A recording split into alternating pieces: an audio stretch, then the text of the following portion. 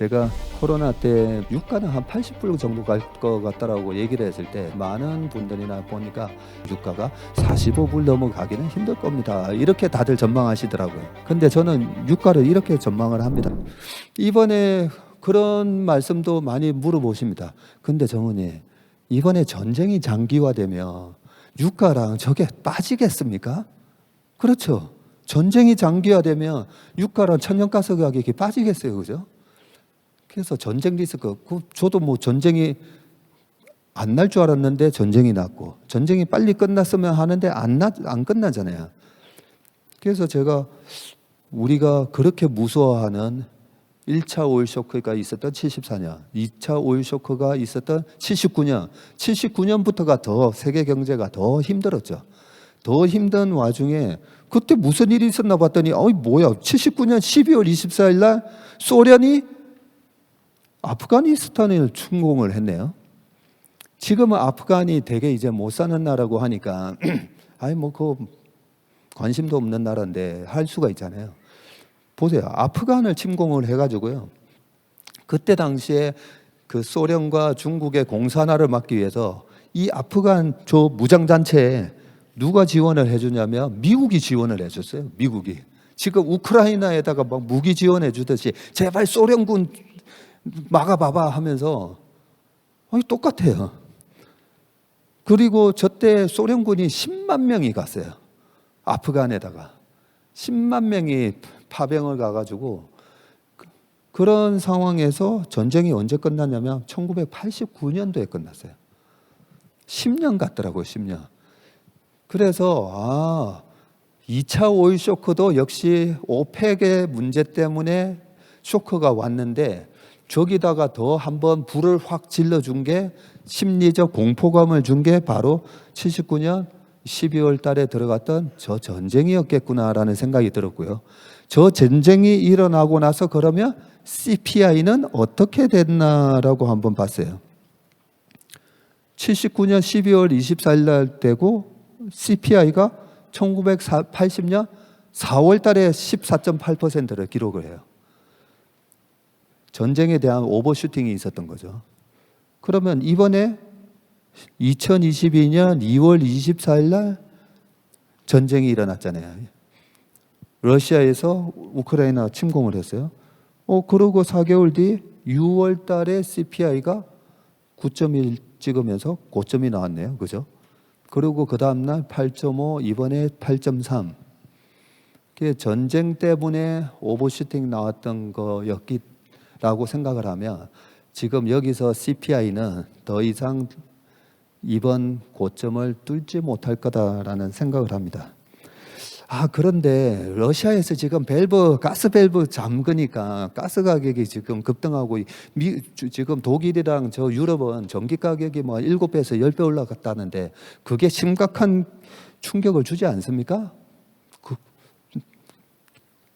그렇게 생각하실 수 있잖아요.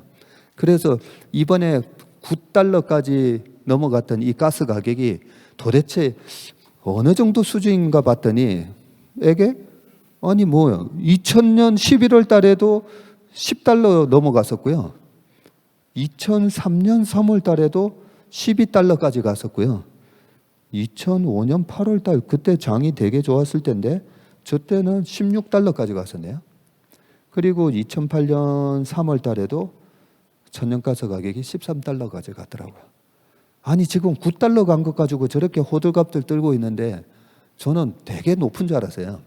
과거에 20년 전에는 그때 물가 감안하면 천연가스 가격이 한 1달러 하다가 한 3달러, 4달러 갔나 했더니 20년 전에도 저렇게 9달러, 12달러 갔었더라고요.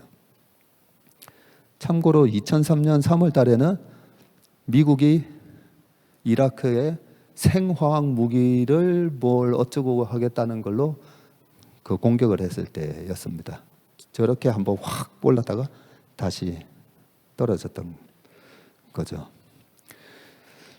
유가도 제가 코로나 때 지수는 이제 3천 가고 유가는 한 80불 정도 갈 것 같다라고 얘기를 했을 때 많은 다른 경제학자분들이나 보니까 유가는 45불 넘기기 힘들 겁니다 라고 얘기하면서 셰일 가격의 BEP 프라이스가 한 40불 정도 되기 때문에 40불만 넘어가면 셰일 오일을 생산이 늘어나면서 유가가 45불 넘어가기는 힘들 겁니다, 이렇게 다들 전망하시더라고요.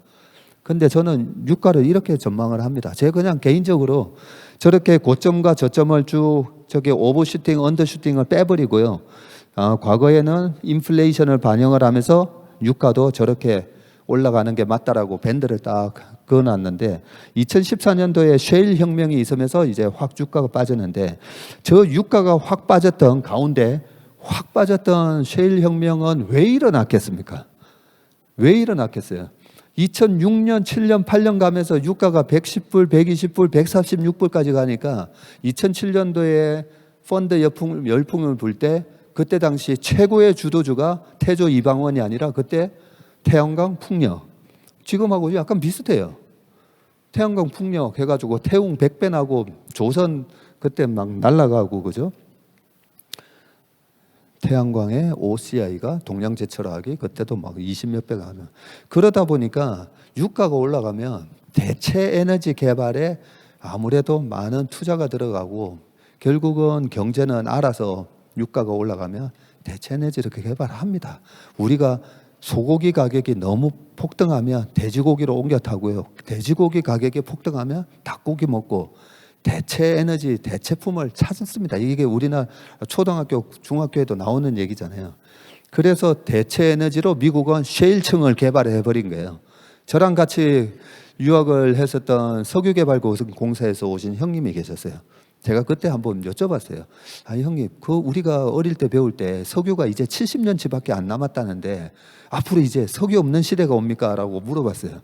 물어봤더니 그게 캐내는 방식에 따라서 이게 원가가 쉽게 캐낼 수 있는 기름이 있고 좀 캐내는데 단가가 좀 많이 들어가서 그런 거다라는 얘기를 하는 거예요. 그러더니 이제 셰일층을 개발해 가지고 셰일 오일을 개발하면서 미국이 원래는 사우디가 1000만 배를 하루에 생산하면서 1등이면서 미국 보고 까불지 마라 이런 식으로 얘기하다가 지금 1880만 배를 하루에 생산하잖아요.